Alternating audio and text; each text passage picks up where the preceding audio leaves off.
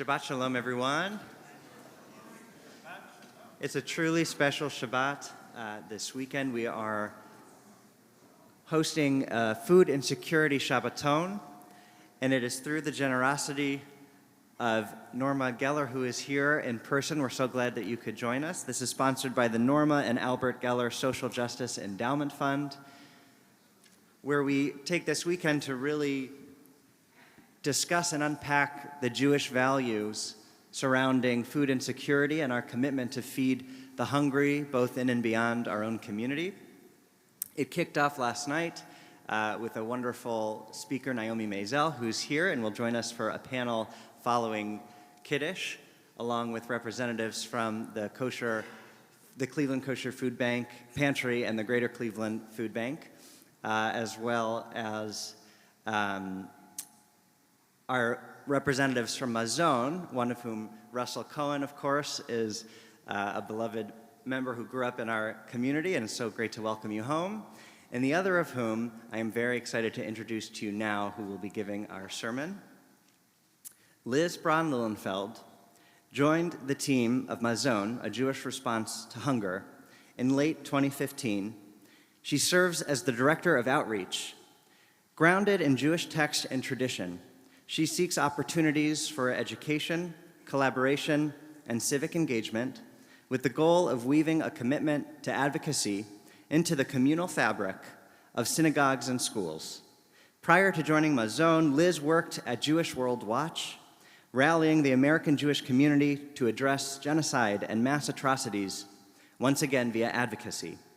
Liz participated in the 2009 Aliyah of the Brandeis Collegiate Institute and the Jeremiah Fellowship, and graduated from UC Berkeley with a BA in English.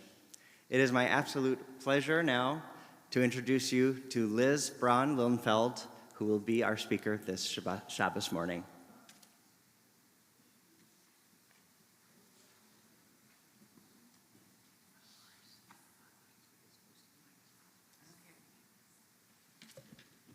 Thank you. This is not made for somebody as short as me.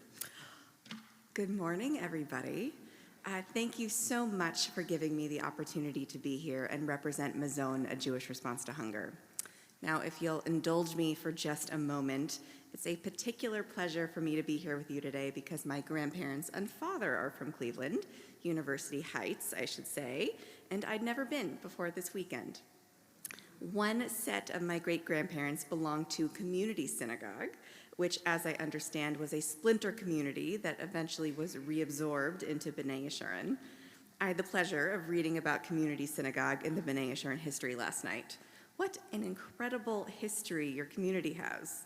A history of immigration and hope and deep discussions about how we practice Judaism and take care of our neighbors.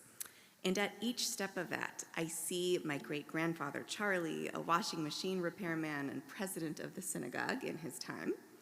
My great-grandfather Samuel, a scholar and doctor who brought his family to Cleveland from Hungary as the war loomed. My grandmothers Elizabeth, who I was named for, and Faye, who raised their families and taught children in this community, and one of whom returned to Europe alone for months to scour displaced persons camps for her family after the war. So, this feels like a coming home of sorts for me, and a really beautiful grounding for what we're going to discuss together. Now, I promise I will circle around to the point, but you'll have to bear with me. As Rabbi Josh shared, I'm a recovering English major, and you've given me a text to study. I sat down to look at this week's parasha. Coming into it, all I knew was the title, Vayikra, meaning he called. So evocative. When I hear he called, I think of the refrain we read so often in the Torah, Hineni, here I am. God calls out, and Hineni responds Adam and Abraham and Moses. Here I am to answer the call, to be present, to root down in my faith or identity or commitment and act in the fullness of my being. I hear predicate theology of my teacher and Rabbi Joshua's, Rabbi Harold M. Schulweis, Zichrono Livracha. He is also, as it happens, part of the founding story of MAZON. He taught that God is in action. God is in the act of godliness, that it is through our hands and our works that we can deliver godliness unto our world, And so, Vayikra, if we are called, it begs the question, to what? What holiness can be wrought from our voices, our presence, our work? I was revved up. I was ready. I'm here to talk about advocacy, about how our tradition asks us in so many ways to speak out in the face of injustice, to champion the poor and the needy, to acknowledge that if there is not Torah without bread, then we as a people are called to ensure that everyone has their bread, because to be nourished is the first step to a life of fullness and dignity. And further, if the Torah we embrace is not just this book of our people, but our collective learning as a people, the laws and social contracts that are our foundation as a society, we know that we must give our nation's laws the same passionate scrutiny and change the very structures that allow people to be hungry in the first place. And then I read the parasha.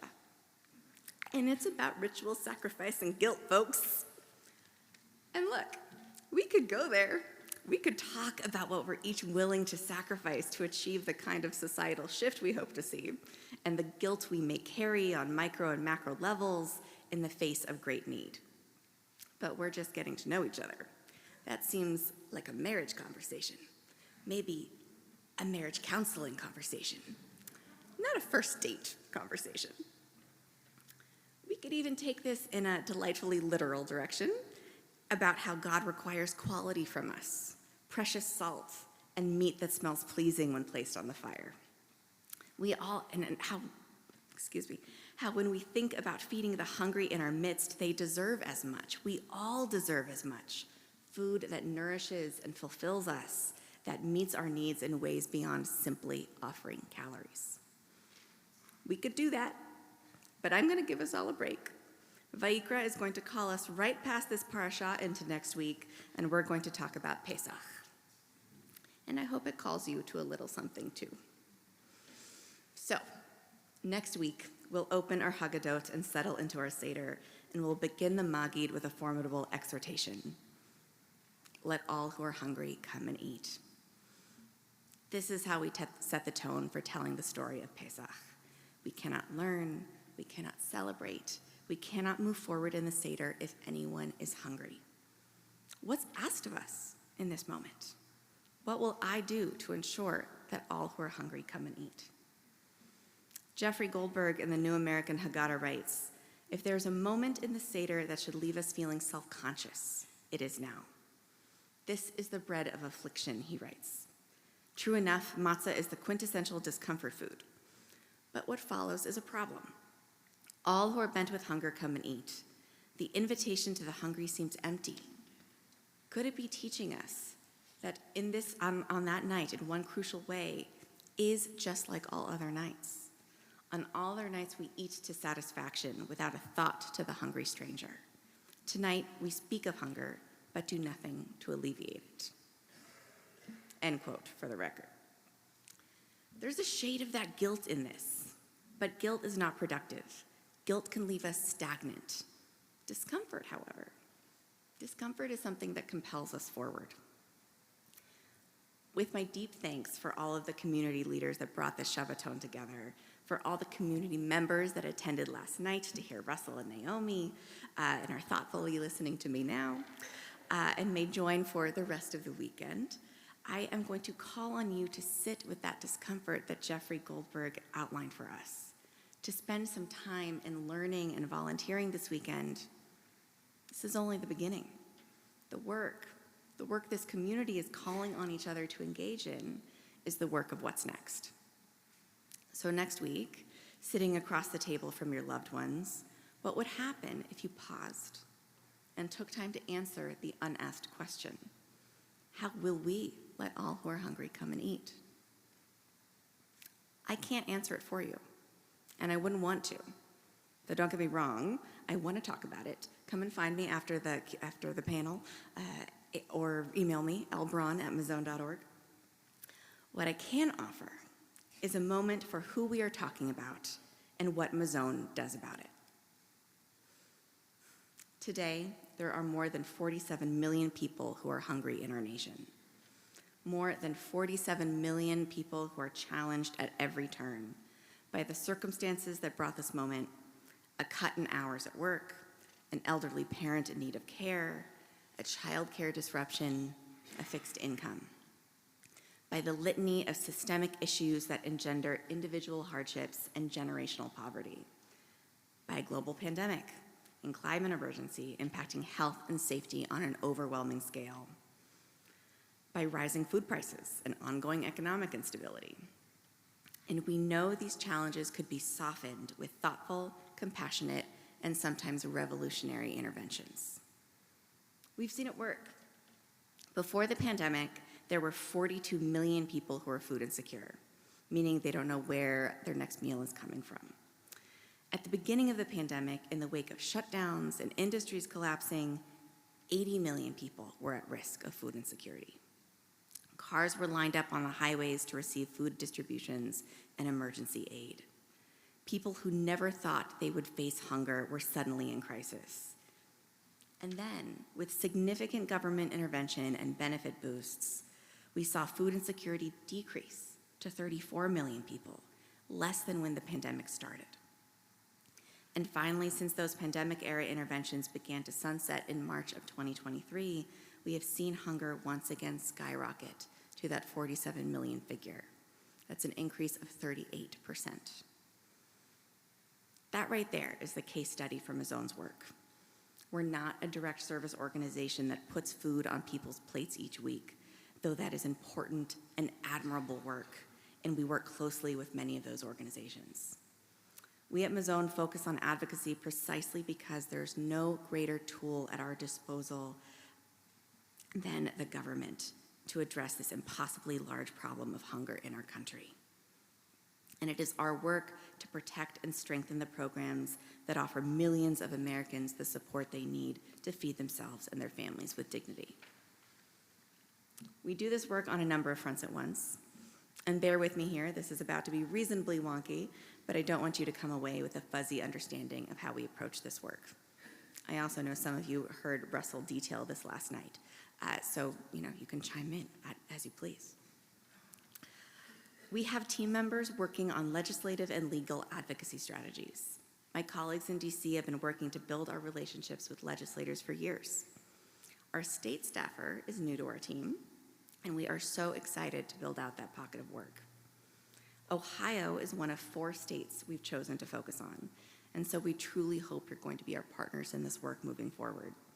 There are a lot of legislative opportunities in your state house at the moment, so I hope you'll join us after the ONEG to hear more.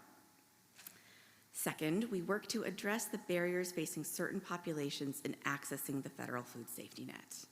Groups like single mothers and their children, currently serving military families, veterans, college students, LGBTQ seniors, trans youth, Native Americans, and those living in Puerto Rico and the territories.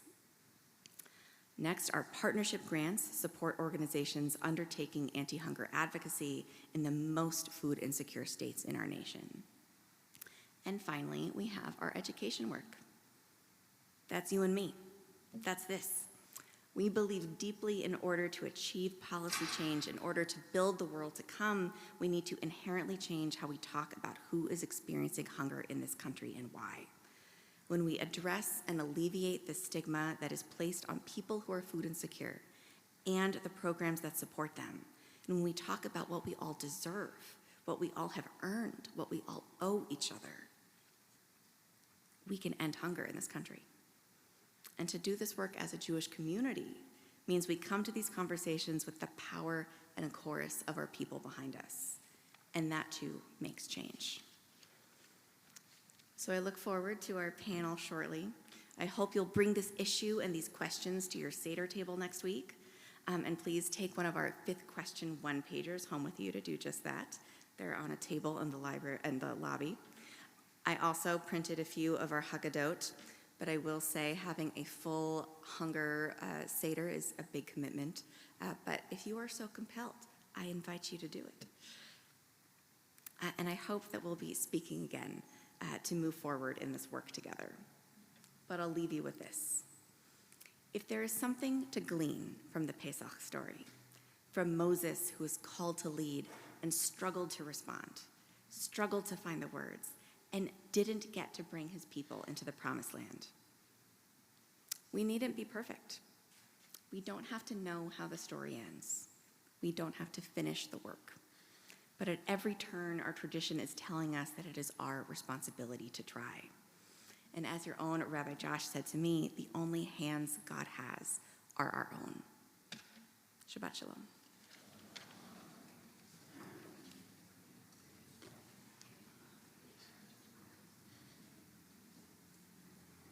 Thank you so much, Liz. I think it's just amazing to see the book of Vayikra, which you can get bogged down in all of the offerings and the details of the sacrifices, but to take a step back and to see it as a call and response, and that our response must be Hineni, I am here. We are so excited for all those who are here this Food Insecurity Shabbaton. Please, you'll join us after Kiddush. You're all invited to the panel where you have another opportunity to learn from Liz, as well as Russell, our representatives from MAZON, Helene Loeb, representing the Kosher Food Pantry, Joel Fox, representing the Greater Cleveland Food Bank, and again, Naomi Maisel, representing La Cocina in the Bay Area. We hope you'll bring your questions and be ready to hear a really insightful panel. I want to also thank Shelley Schur, who is the chair of our Food and Security Committee, and Debbie Auerbach-Brown, who is the chair of our Tzedek, our justice work here at B'nai Yeshurun, and of course to Shani Kadis for all of your hard work in putting this amazing Shabbaton together. And of course, thank you all for being here.